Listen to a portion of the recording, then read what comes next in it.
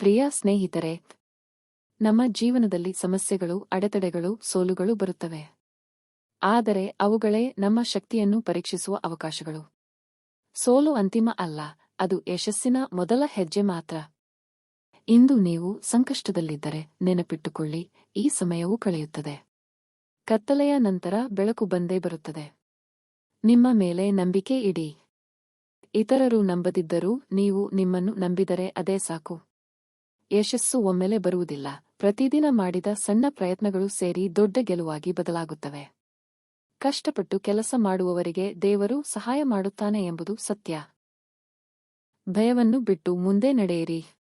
ತಪ್ಪು ಮಾಡಿದರೂ ಚಿಂತಿಸಬೇಡಿ, ಏಕೆಂದರೆ ತಪ್ಪುಗಳಿಂದಲೇ ನಾವು ಪಾಠ ಕಲಿಯುತ್ತೇವೆ.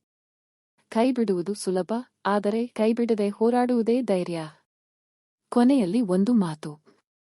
ನೀವು ಯಾರು ಎಂಬುದಕ್ಕಿಂತ ನೀವು ಏನು ಆಗಲು ಬಯಸುತ್ತೀರಿ ಎಂಬುದೇ ಮುಖ್ಯ. ನಿಮ್ಮ ಕನಸುಗಳನ್ನು ಜೀವಂತವಾಗಿಟ್ಟುಕೊಳ್ಳಿ, ನಿರಂತರ ಪ್ರಯತ್ನ ಮಾಡಿ, ಯಶಸ್ಸು ಖಂಡಿತ ನಿಮ್ಮನ್ನು ಹುಡುಕಿಕೊಂಡು ಬರುತ್ತದೆ. ಧನ್ಯವಾದಗಳು. ನಿಮ್ಮ ಜೀವನ ಯಶಸ್ಸಿನಿಂದ ತುಂಬಿರಲಿ.